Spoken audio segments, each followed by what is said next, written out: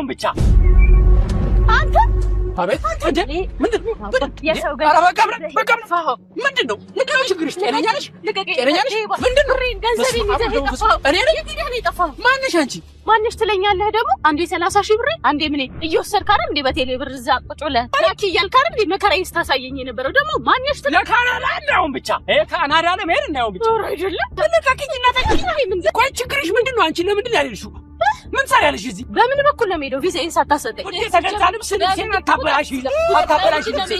ሌላው ይቅር የወሰድከው 200,000 ብር ብቻ ይሰጥሻል። ለብርሽ ይሰጥሻል። ችግር አለ ለብርሽ ነው። አንተ ለገንዘብ መስሎኝ ድራሽን አጥፍተህ እዚህ ጠፋኸው። ቁጭ በይ እስቲ ቁጭ በይ ቢሮ ቁጭ በይ እንነጋገር። ቁጭ በይ እንነጋገር። አይ አንተ ቢሮ በየመንገዱ ነው።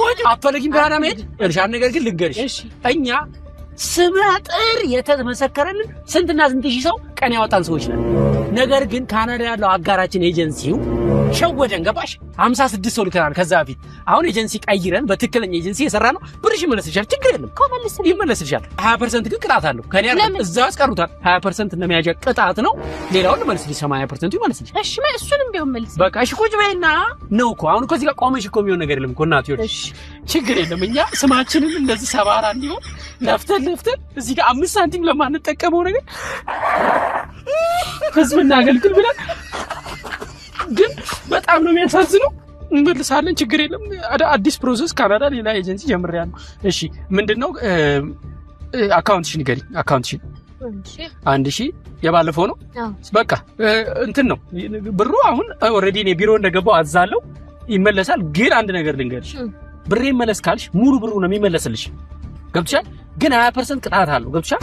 ስለዚህ 20% ቅጣቱን እንዳስገባሽ በቴሌ ብር ሙሉ 100 ገንዘብሽ ይገባል ማለት ነው። የባለፈው የቴሌ ብር ቁጥር አለ አይደል? እዛ ላይ 20% የ200,000 ስንት ነው? 40,000 በቃ ትራንስፈር አድርጊ። ምን ቸገረኝ እኔ አስገብቻለሁ። 40,000 ገባ። በቃ አሜሪካ አለ አሁን እጄ ላይ 2 ቪዛ አለ። እኔ አሜሪካ አልፈልግም፣ ካናዳ ነበር የምፈልገው። ካናዳ በስፖርተኛ ልሞክርልሽ። ጂምናስቲክ ነው። አንድ ቪዲዮ ስትገለበጪ ፎቶ ትልኪያለሽ። አለቀ።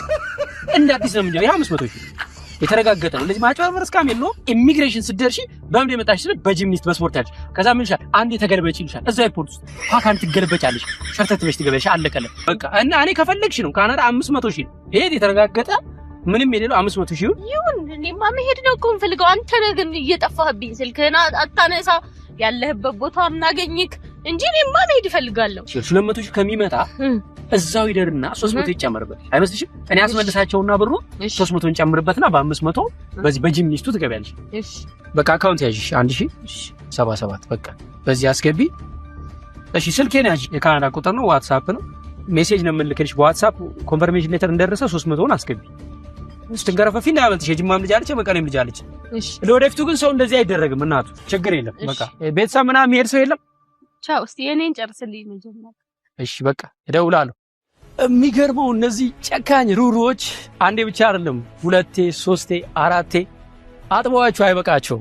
ግዴላችሁ 500፣ 200፣ 70,000፣ 80,000 ከመክሰራችሁ በፊት መጀመሪያ በአካል ብቅ በሉና ትክክለኛ መረጃ ውሰዱ። እስቲ ምን አይነቶቹ የጉዞ ወኪሎች አጭበርባሪዎች ናቸው?